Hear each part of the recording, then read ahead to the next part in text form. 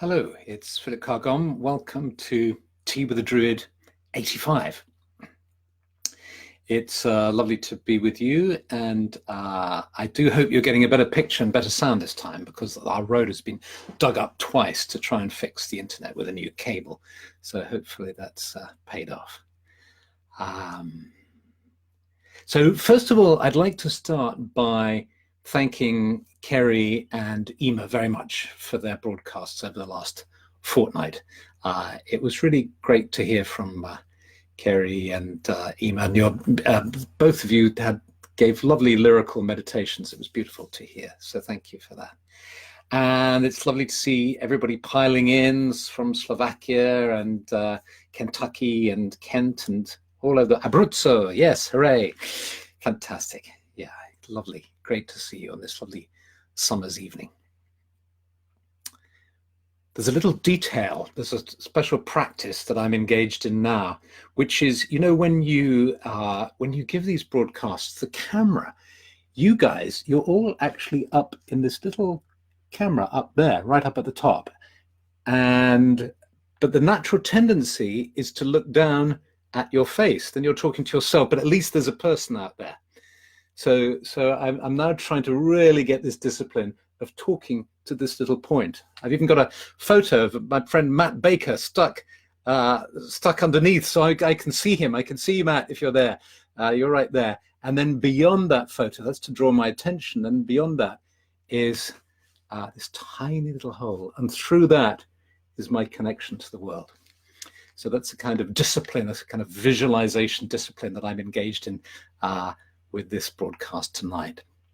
So what I wanted to explore with you tonight is this idea of the spiritual life. There was a little detail that I realized just before we went on air, which is, you know, with English, like every language has its subtleties, and there's a way in which just a slight shift in intonation means something slightly different. So if I say to you, do you have a spiritual life? That means something slightly different to, do you have a spiritual life? If I say to you, do you have a spiritual life? It means, do you have a set of practices and theories that you understand as being a spiritual life? Whereas if I said, with a slight pause in between, do you have a spiritual life? It means, is your life in general how you would call it spiritual? So there's a little nuance. It's very subtle there, but it's a nuance.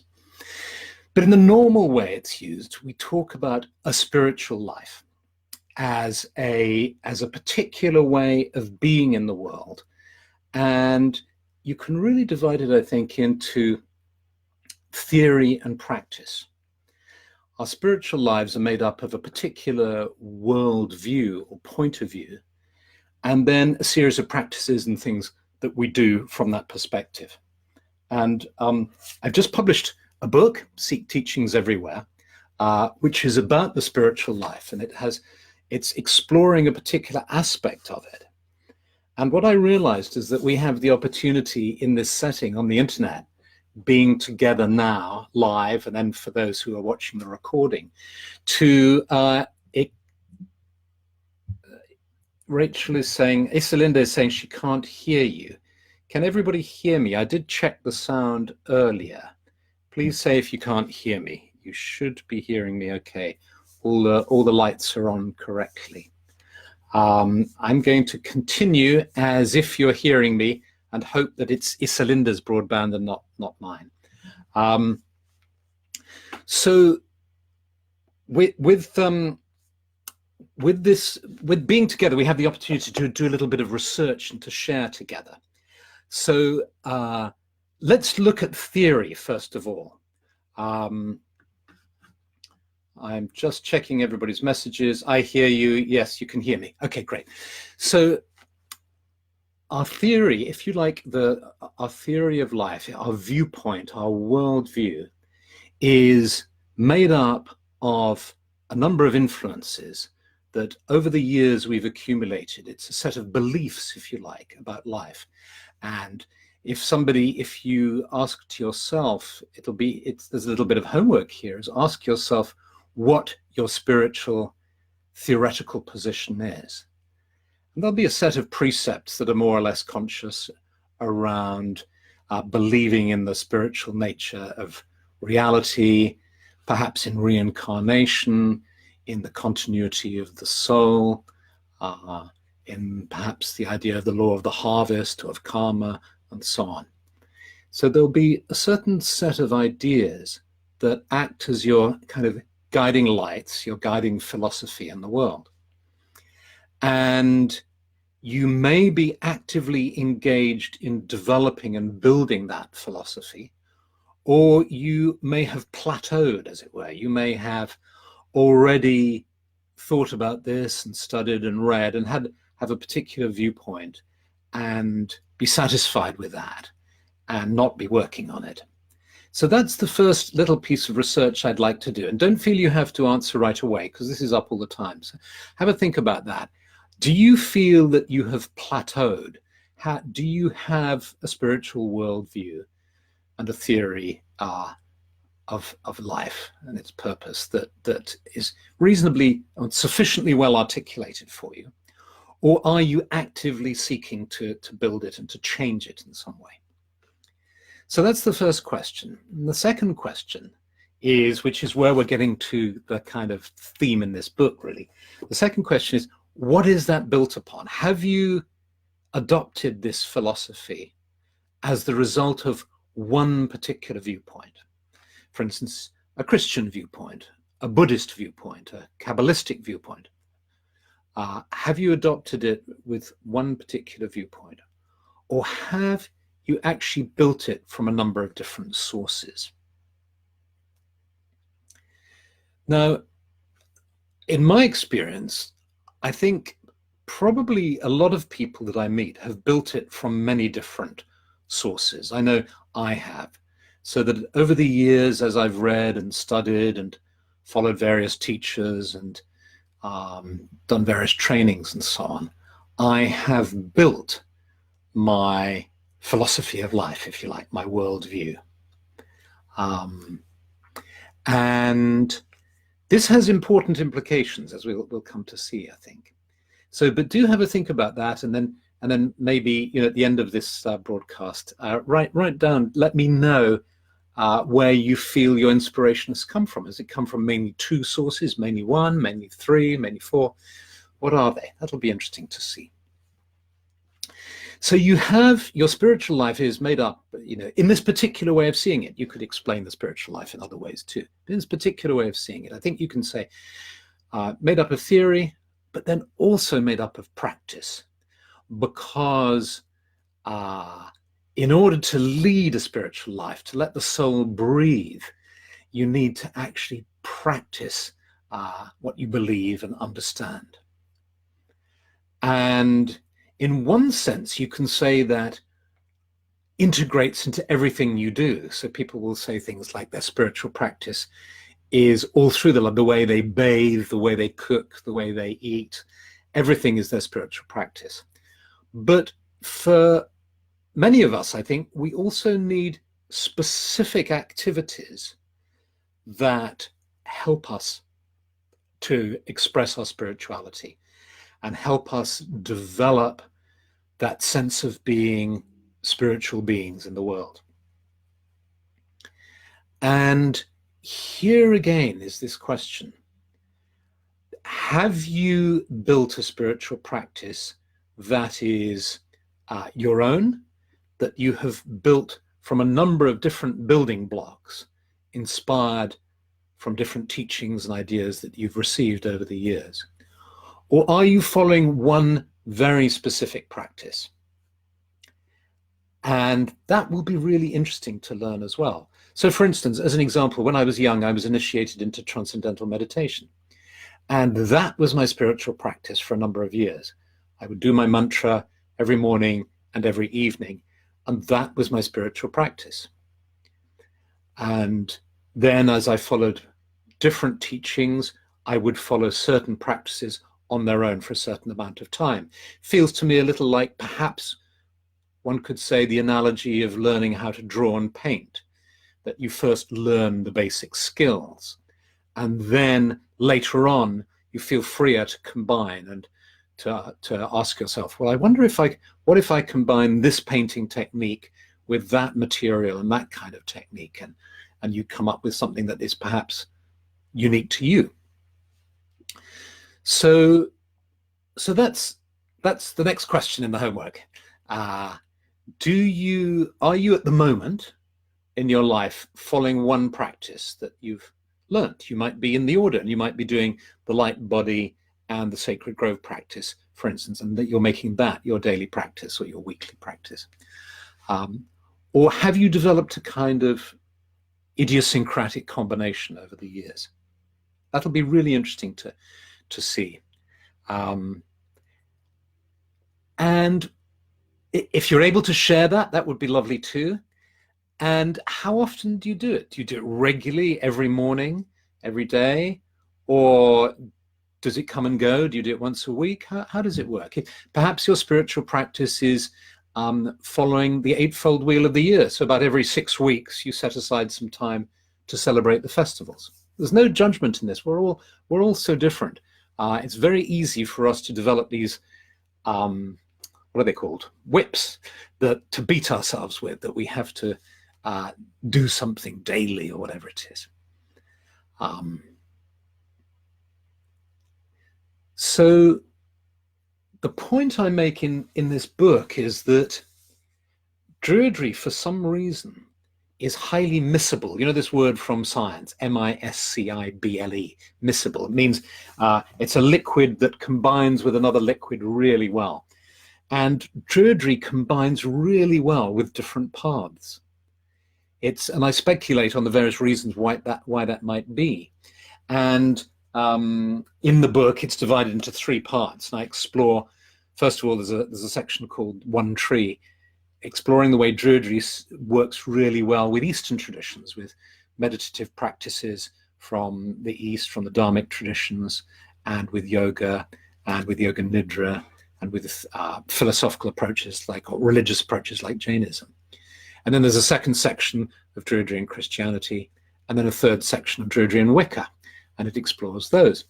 And I think what I want to really know and use this medium we have together of what people are doing out there, because I think we've come to a fascinating time in spirituality where we are feeling empowered as individuals to both be united with the collective. There's this tremendous movement from me to we.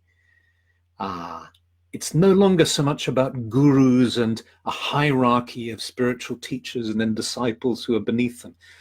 It's much more about all of us trying our best to achieve oneness and a sense of connection and to be of service to life together. It's a huge shift, I think, that's occurring. And at the same time, the paradox that we're also defining ourselves as individuals more uniquely. So that's an interesting process that is occurring. If this is true, this idea, maybe it's not true, but if this is true, then something really interesting is happening. We're becoming more individual and more at one with each other and with community and with the earth. So there will be times in our lives when we need the guidance of a particular practice and a particular tradition. And that's why I think spiritual traditions, spiritual teachers, spiritual books, courses, paths are all really helpful, because we can't just start putting stuff together ourselves and following our own way. At many stages in our lives, we often need guidance and help and support.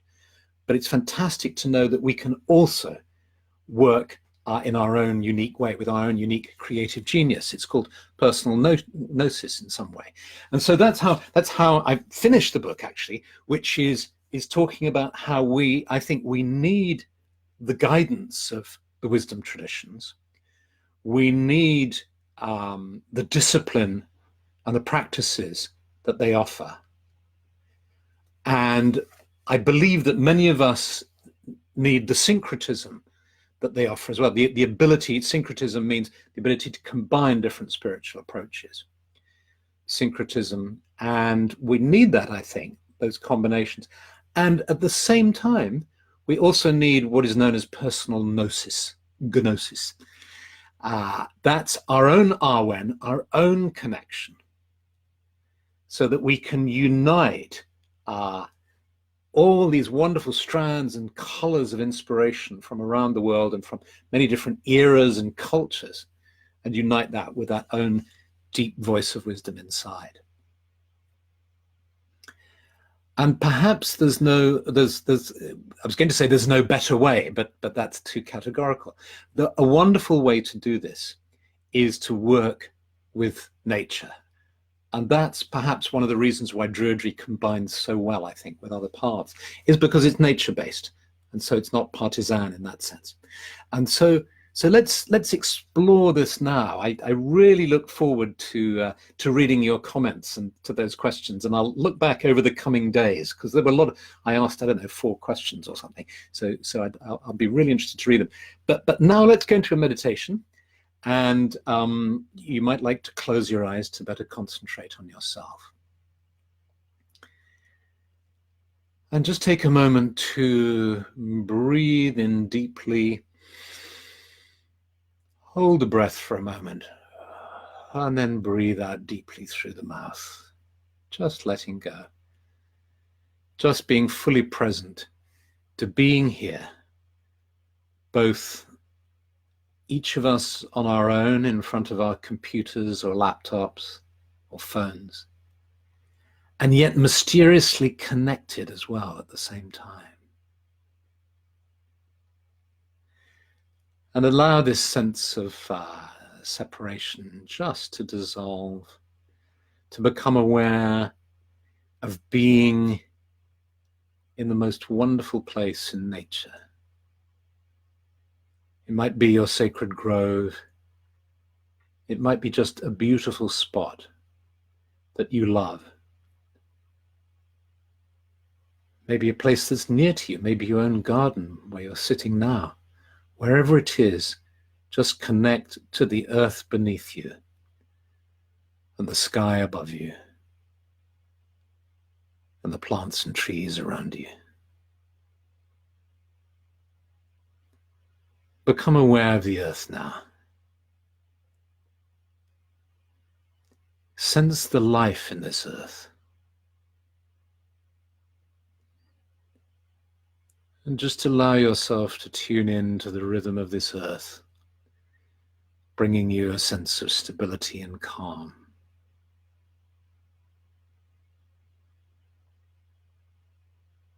And as you breathe in, you can feel the energy of the earth flowing up into you, bringing you healing, bringing you vitality too.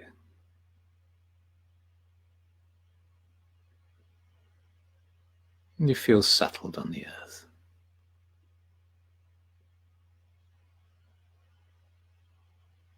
And become aware of the plant life and the trees around you now.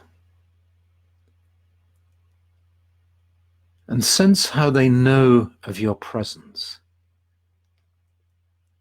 At some level of their being and your being, you are one with each other, connected with each other.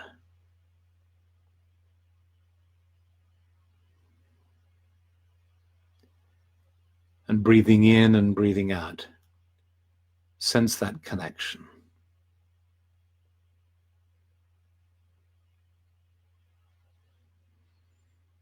And breathe in the perfume and the energy of the plants and the trees.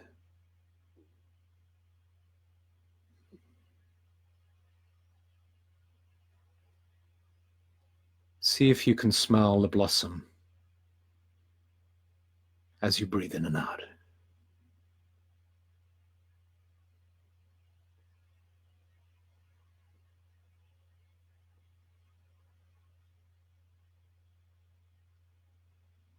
And now become aware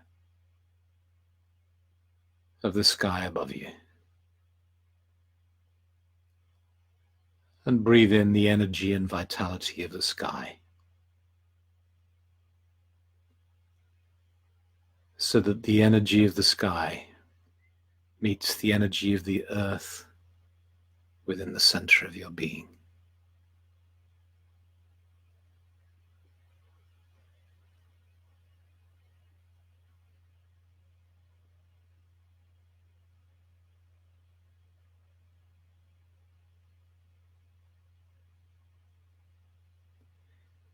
And sense your being now, and then sense the earth and the trees and the sky around you, not as separate, but as part of you and you as part of it. All sense of boundary disappears as you feel that you are the sky, you are the earth, you are the trees.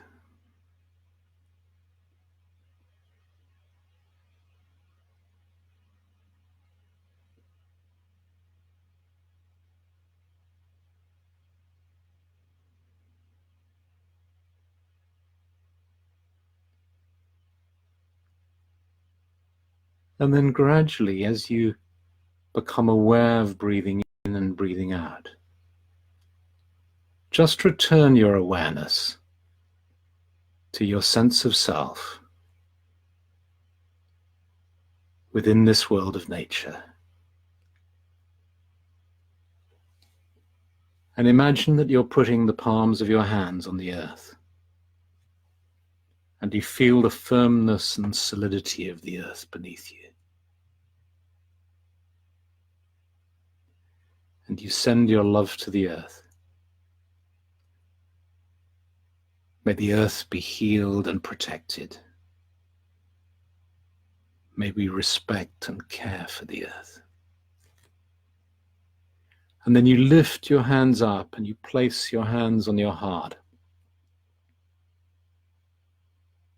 And you feel the warmth of your hands on your chest and your heart. And you can do this in your physical body too. And as you do this, you become aware of the boundaries of your physical body, feeling grounded and stable, filled with vitality from the earth, from the sky, from the plants around you. And you become aware of being seated in front of your computer or your tablet or phone. You become aware of the whole network of friends around the world, meditating at exactly this time together. You sense the magic and the wonder of the fact that we're all over the earth, meditating in the same way, tuning in the same way.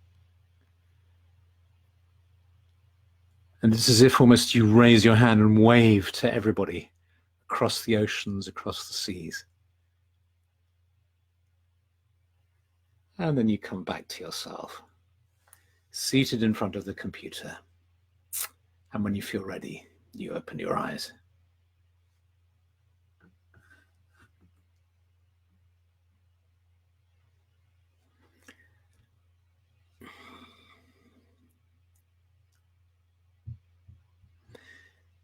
Well, I hope you enjoyed that. I think another example of where we are in the world today and the story of the world, which is such a strange story,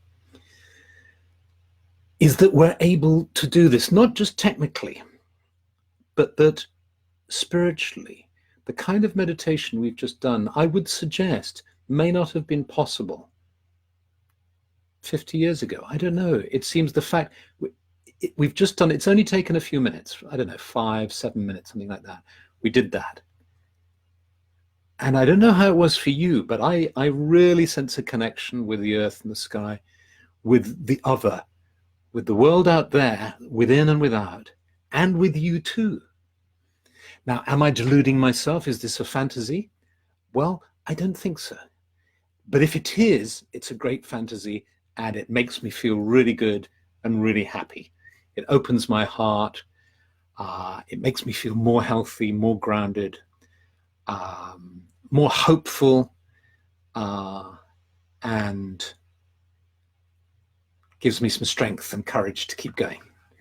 So, so to sum up, I just want to sum up really, and just to say, we were looking at this concept of a spiritual life, the spiritual life, and an idea that one way to look at it is that it's made up of theory and practice. And if you look at theory, it's interesting to ask yourself, what is it made up of? What's made up my spiritual theory of life? Why do I call it that? And where have I learnt this from? And what are its core beliefs? And am I still building it, or have I finished the edifice, as it were? So one set of questions. And then there's practice. And again, a similar set of questions. Where do my practices come from? What are my practices? Do I feel the need to just follow one very specific set at the moment? Or am I kind of creating my own way from a number of different elements? So some interesting questions to look at. So I really look forward to reading what you write, and have a lovely evening and a great week. And I look forward to seeing you again next week. And in the meanwhile, lots of love and blessings. Bye.